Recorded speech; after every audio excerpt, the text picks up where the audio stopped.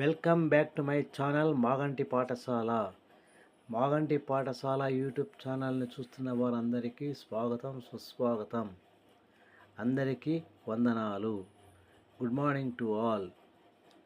ఈరోజు మనం ఈ వీడియో ద్వారా first year degree first semester English text బుక్లోని ఒక లెసన్ గురించి, ఆ లెసన్ యొక్క క్వశ్చన్ అండ్ ఆన్సర్స్ గురించి తెలుసుకోవడానికి ప్రయత్నం చేద్దాం. అంతకంటే ముందు ఎవరైతే నా ఛానల్ చూస్తున్నారో వారు వెంటనే సబ్స్క్రైబ్ చేసుకొని ఆ యొక్క కంటెంట్ను లైక్ చేయాల్సిందిగా, షేర్ చేయాల్సిందిగా కోరుతున్నాను. ఇక అసలైన విషయానికి వస్తే, the night train at Deoli ఈ లెసన్కు సంబంధించి పరీక్షలకు ఉపయోగపడే ఉద్దేశంతో 5 మార్కుల ప్రశ్నలతో కూడుకున్నటువంటి ఆన్సర్స్ను మీకు ఇప్పుడు ఎక్స్ప్లెయిన్ చేయడానికి ప్రయత్నం చేస్తున్నాను. So all the students are informed to utilise this material and write your exams very well and get to the exams. ఈ ప్రశ్నలను, వీటికి సంబంధించిన సమాధానాలను మీరు శ్రద్ధగా నేర్చుకుని పరీక్షలు రాసి ఉత్తీర్ణత సాధించాలనే ఉద్దేశంతో ఈ యొక్క ప్రయత్నాన్ని మీ ముందు ఉంచుతున్నాను. అందరూ ఆదరిస్తారని, స్వాగతిస్తారని ఆశిస్తూ, the night train at Deoli by Ruskin Bond. Write a few lines about the author Ruskin Bond. Ruskin Bond అనేటువంటి ఆథర్ గురించి కొన్ని లైన్లు మనము తెలుసుకోవాల్సిన అవసరం ఉంది. దాని గురించి నేను ఇక్కడ వివరిస్తున్నాను. Ruskin bond is famous Indian English writer known for his simple heart touching stories. Ruskin Bond అనేటువంటి ఒక వ్యక్తి భారతదేశానికి చెందినటువంటి ప్రముఖమైనటువంటి రచయిత. ఈయన తన రచనలలో హార్ట్ టచింగ్ అంటే మనస్సుకు హత్తుకునే విధంగా సింపుల్గా ఉపయోగపడేటువంటి స్టోరీలను రాయడం ఇతని యొక్క గొప్పతనము. He was born on 19th May 1934 in Kasauli town in Himachal Pradesh. Himachal ప్రదేశ్లోని కసౌలి అనే పట్టణం దగ్గర ఈయన 1934 మే 19వ తేదీన జన్మించడం జరిగింది. Many of his works are based on hills, nature and the lifes of ordinary people. ఈయన రాసినటువంటి ఎన్నో రకాలైనటువంటి రచనలను బాగా గమనిస్తే ఎక్కువ భాగము ఆయన ఆ పర్వత ప్రాంతాల యొక్క విశేషాల గురించి, ప్రకృతిని గురించి మరియు సామాన్య ప్రజల యొక్క జీవన విధానాన్ని గురించి తన యొక్క రచనలలో ఇతివృత్తంగా తీసుకుని రాయడం జరిగింది. అంటే ఈ 3 అంశాలకు ఆయన రచనలు చేయడానికి ప్రాధాన్యత ఇచ్చాడు. Next, he is best known for short stories, essays and children's literature. ఈయన దాదాపుగా 500 పుస్తకాలను రాశాడు.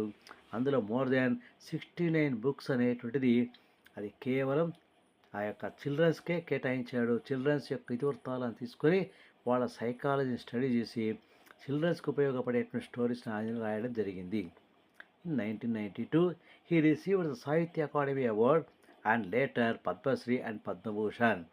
సో ఈయన యొక్క రచనలను, ఆయన యొక్క ఇంపార్టెన్స్ను గమనించి 1992లో ఆయనకు సాహిత్య అకాడమీ అవార్డు, అదేవిధంగా తర్వాత పద్మశ్రీ, పద్మభూషణ్ అవార్డ్స్ అనేది కూడా ఆయనకి ఇవ్వడం జరిగింది. His writings style is simple, emotional, filled with warmth.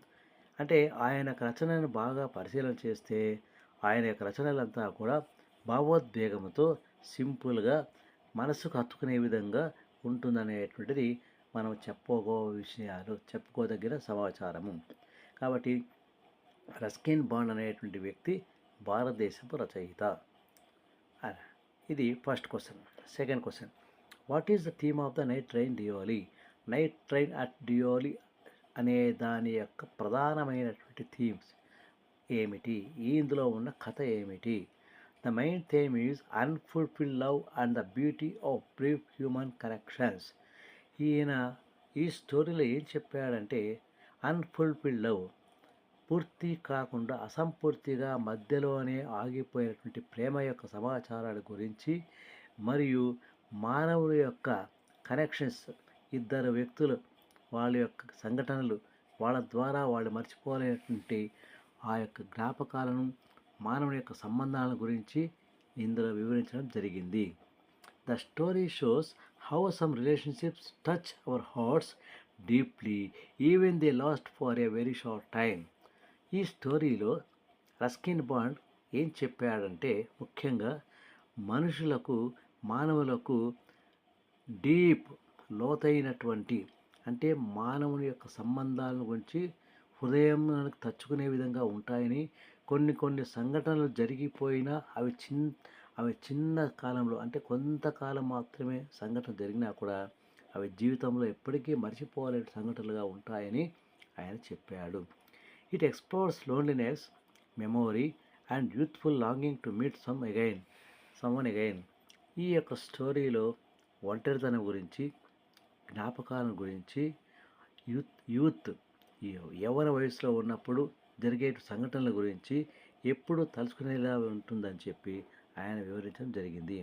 The story also highlights how life does not always give us disclosure, some moments remain unforgettable. జీవితంలో ఒక్కొక్కసారి ప్రతి వ్యక్తికి కూడా కొన్ని ముఖ్యమైన సంఘటనలు అనేటువంటి జరుగుతాయి. ఆ ముఖ్యమైన సంఘటనలను జీవితాంతము గుర్తుంచుకునే రీతిలోనే ఉంటుంది. అన్ఫర్గెటబుల్, మరచిపోలేనటువంటి సంఘటనలుగా మదిలోనే మన యొక్క మనసులోనే నిలిచిపోతాయి. అలాంటి సంఘటనలు అనేటువంటిది అప్పుడప్పుడు ప్రతి వ్యక్తి యొక్క జీవితంలో జరగడానికి అవకాశం ఉందని చెప్పాడు. It captures the innocence of young love and the pain of separation. ముఖ్యంగా లాస్ట్ పాయింట్, ఇంపార్టెంట్ పాయింట్ ఏమంటే, ఈ స్టోరీలో ఉన్న ప్రధానమైన సిద్ధాంతం ఏమంటే, ఇన్నోసెన్స్ ఆఫ్ యంగ్ లవ్, యువకులలో అమాయకత్వపు ప్రేమను గురించి, అదేవిధంగా విడిపోవటం అనేటువంటి దానివల్ల ఏర్పడేటువంటి బాధ గురించి, తన యొక్క స్వీయ అనుభవాన్ని గురించి ఇందులో చెప్పాడు. యాక్చువల్గా వెన్ హీ వాజ్ స్టడీడ్, ఆయన చదువుతున్నటువంటి కాలంలో 18 సంవత్సరాల వయసులో ఆయన చదువుతున్నాడు. ఆయన చదివేటానికి హాలిడేస్ వచ్చాయి. హాలిడేస్ రావడం వల్ల దాన్ని గడపడానికి వాళ్ళ అమ్మమ్మ ఇంటికి వెళ్ళాడు. ఆ విధంగా ఈ యొక్క స్టోరీ అనేది నడపడం జరిగింది.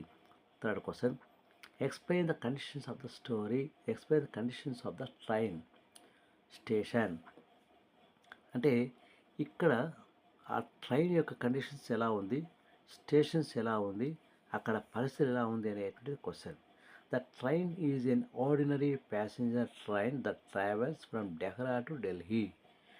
ఢిల్లీ టు డెహ్రా, డెహ్రా టు ఢిల్లీ అనే రెండు ప్రాంతాల మధ్య ప్యాసింజర్స్ని తీసుకుపోవడానికి ఉపయోగపడేటువంటి ఒక ప్యాసింజర్ ట్రైను, సామాన్యంగా ఉండేటువంటి passenger train. It is usually crowded especially in the early morning. ఈ యొక్క ట్రైన్లో ఎప్పుడూ కూడా ప్యాసింజర్స్ అనేటువంటిది ఎక్కువగా ఉంటారు, రద్దీ ఎక్కువగా ఉంటుంది. తర్వాత, the carriages are old and dusty and the passengers sit close to each other. ఆ యొక్క ప్యాసింజర్స్ ప్రయాణం చేసేటువంటి బోగీలు ఎలా ఉంటాయంటే చాలా డస్టీగా, పాతకాలానికి చెందినటువంటిది, దుమ్ము ధూళితో కూడుకొని ఉండడం వల్ల ప్యాసింజర్స్ అంతా కూడా దగ్గరగా కూర్చొని ఉండడం జరుగుతుంది. People carry luggage, baskets and bundles filling the compartments with noise and movement. ఎప్పుడూ కూడా ఎక్కువ లగేజు, బాస్కెట్స్, బండల్స్తో ప్రజలందరూ కూడా ఆ ట్రైన్లో ప్రయాణం చేయడం వల్ల అన్ని కంపార్ట్మెంట్స్ కూడా బాగా రద్దీగా ఉండి ఎక్కువగా శబ్దాలతో, మాటలతో, నవ్వులతో, కేకలతో ప్రయాణం సాగుతూ ఉంటుంది. Despite the rush, the narrator loves the train journey because he enjoys watching the small stations at the scenery out side. ఇన్ని ఇబ్బందులు, జనసంఖ్య ఎక్కువగా ఉండి ప్రజలు ప్రయాణించే వాళ్ళు ఎక్కువగా ఉన్నప్పటికీ కూడా మన రచయితకు అదే ఆ ట్రైన్ జర్నీ అంటే చాలా ఇష్టము. ఎందుకంటే ట్రైన్ జర్నీ ద్వారా ఎంజాయ్ చేయవచ్చని అతని ఆలోచన. అదేవిధంగా రైల్ స్టేషన్ నుంచి ఇంకొక స్టేషన్కు మధ్యలో సీనరీని చూడొచ్చని, చిన్న రైల్వే స్టేషన్ల యొక్క పరిస్థితులను కూడా గమనించవచ్చునని ఆయన అదే ఉద్దేశంతో ఎంజాయ్ చేస్తూ ఆ యొక్క ట్రైన్ జర్నీని చేసేవాడు. The train stops only for a few minutes at Deoli. Deoli అనేటువంటి చిన్న రైల్వే స్టేషను. ఆ రైల్వే స్టేషన్లో డియోలి అనేటువంటి రైల్వే స్టేషన్లో ట్రైన్ ఆపడం అనేటువంటి జరుగుతుంది. అక్కడే ఆయన ఒక అందమైనటువంటి బాస్కెట్లను అమ్మేటువంటి అందమైన అమ్మాయిల్ని వాళ్ళు చూడగలుగుతారు. ఆయన చూస్తాడు. ఇది ఆ యొక్క స్టోరీలో ఉన్నటువంటి సారాంశము. కాబట్టి ఈ యొక్క ఛానల్లో ఈ స్టోరీలో ఉన్నటువంటి క్వశ్చన్ ఆన్సర్ నేర్చుకోవాల్సిందిగా కోరుతున్నాను. Thank you. అందరికీ ధన్యవాదాలు. బై మాగంటి పాఠశాల. Thank you.